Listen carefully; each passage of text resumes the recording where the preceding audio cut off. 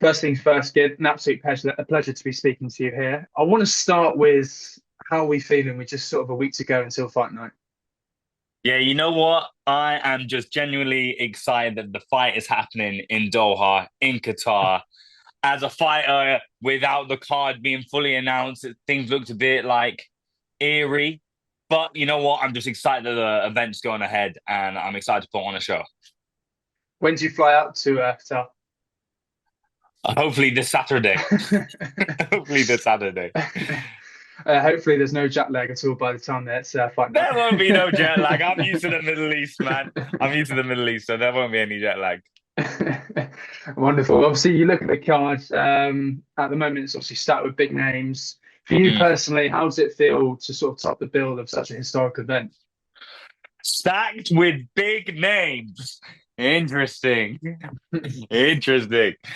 I don't know where they've. Well, I don't know where they're hiding these big names. The library, but yeah, it's all right, man. I feel excited. It's not about headlining a show. I'm just excited that I'm fighting in Qatar.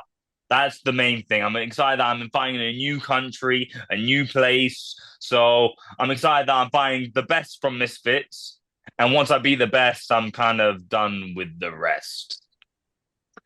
Talk to me a little bit about this sort of rivalry with Slim, because obviously for many fans, it's been years in the making. How did this sort of animosity come about from your perspective, and why is there sort of a little bit of a hatred towards each other?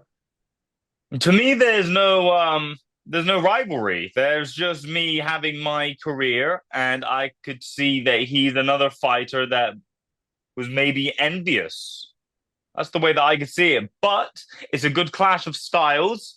We've both been doing it for 7 years. So we're gonna see who's learned the most, and I'm gonna show him what I've learned over these 7 years. And you faced off a few times now already, and it's fair to say that it's got a little bit heated on most occasions, obviously with the Mm. launch presser and obviously Newcastle. What did you learn from those face-offs, and what did you see in Slim's eyes? What I learned from these face-offs that their biggest star is boring. He's boring. He tries too hard, but as a fighter, he is credible. So that is what I took from him. I've kind of felt like embarrassed sharing the stage with him, but as a fighter, he is a credible opponent. I guess from your sort of perspective, obviously in most boxing scenarios, styles make fights. How do you see this fight playing out? Because you look at the records, Slim is arguably regarded, in most people's eyes, as one of the best sort of influences in boxing. But Mm. can he deal with your aggressive style? And how do you predict the fight going out? Repeat the question again. You said, what do I think of the styles? Was that the question? Well, how can he deal with your sort of aggressive style? Okay, yeah. So we both had our own stories. I've gone to each promotion and been presented the best of each promotion, and I've taken them out. With him, he hasn't had necessarily the biggest fights or the fights that he's got to choose, but they've been big fights in his world. Debuting Tom Zanetti, Sol Papi coming off a loss, Face Temper who never had his hand raised in the ring. So in Misfits world, he's considered one of the best. So I'm looking to take him out. I think for the weight category, which is his weight category, I'm simply too strong for him. I'm too conditioned for him. And we're going to see how he deals with that come Thursday. You alluded to it there. Obviously, you plan on taking him out. How do you plan on taking him out, and what sort of holes do you see in Slim's game? How much time you got? I can talk to you all day. I can talk to you all day about this. But I can see the holes that he has. It's not just about taking the holes, it's about taking what he's good at. So we're gonna take away all the aspects from him. What he's good, what he doesn't like, what he does like. We're gonna take all those things away from him and expose him not subtly. Um, Obviously, you envisage yourself getting your hand raised this week, well, next Thursday. Do you sort of see anything other than a knockout of failure, or is it just a case of showcasing your skills and just getting the job done, really? I see myself stopping him. I see myself stopping him. So that is what we're coming to do. I see myself stopping him. I think he's too small and frail to handle the shots. We'll see how his skills have adapted since his last fight, but I see myself stopping him. Yes. And after Slim, you sort of kind of mentioned it a little bit earlier on in the call. Have you got your eyes on your next opponent? I know you said, maybe after this, we don't know what the future holds, but would you like to come back, or are you fully focused on the task at hand next week? This roster is dry. It is so dry. Give me exciting names and an exciting dance partner, because they said Slim was the most exciting dance partner, and he is so boring. It has been boring as expected, but I'm gonna make it up by making the fight entertaining as hell as beating the shit out of it. Does the names King Kenny, Stop Happy not please you at all, or you're not really sort of focused on them? No. When are they fighting? No, when are they fighting? I don't know when are they fighting? They're Salt Pappy and King Kenny on the card next week, aren't they? Oh my god! No way! I didn't know. I didn't know. So yeah, I don't know anything they were at about the it. press conference, weren't they? I don't know, man. I haven't noticed anyone on the undercard. I didn't know that they were fighting soon. So yeah, I don't know. Yeah, I guess they're on the undercard, but it's been dry, man. If they are fighting, their build-up has been dry. KSI, would you interested to fight with them? If the opportunity presents itself, we can discuss. But I'm sure he's trying to go up in weight class. I'm in the middleweight weight class, so I don't know how the weight classes will work. But if it presents itself, I'll be open. No, that's fair enough. Obviously, regarding the influencer boxing scene at the moment, excuse me, we had Jake Paul versus Mike Tyson last Friday. Did you watch it, and what did you make of the event as a whole?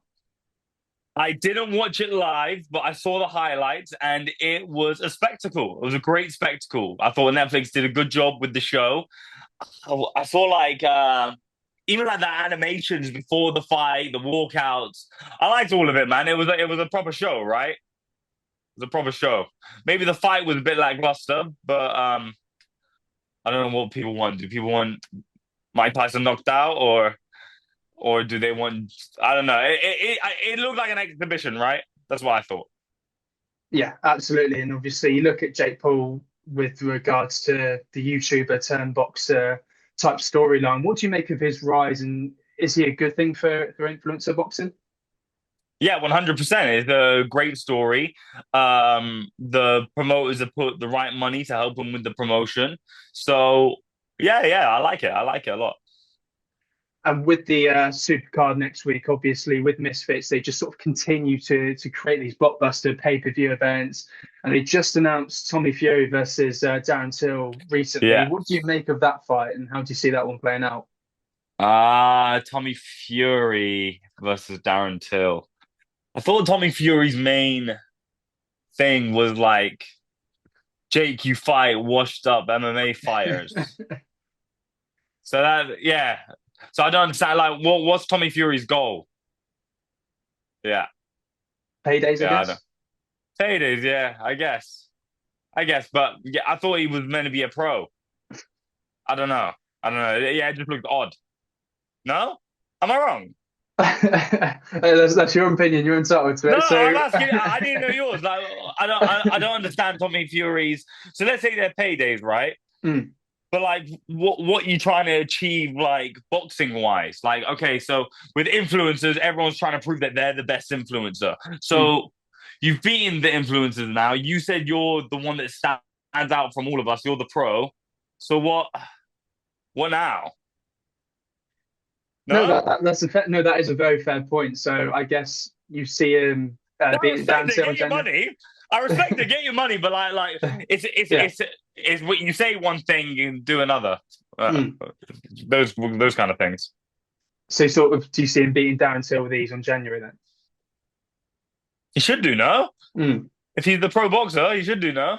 Exactly. Well, the amount of time, I don't know if you watched the press conference on Tuesday. He was obviously referring to the fact that he's a pro boxer, he's an MMA fighter going into my world. Did you see Darren Till's reaction where he said if he's losing the fight, he'll just kick him in the head?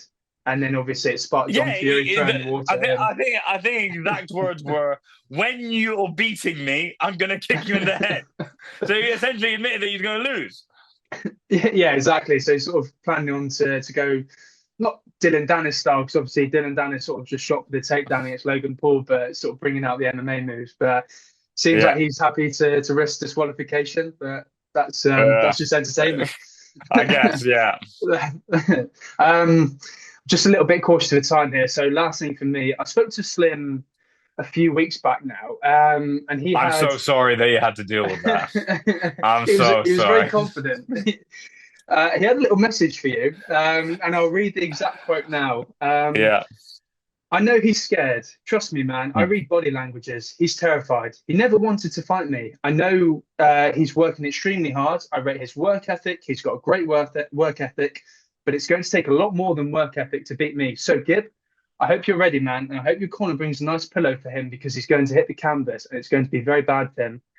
Your thoughts, please. If he reads body language, he must be dyslexic because I don't know what he's looking at. There's no fear.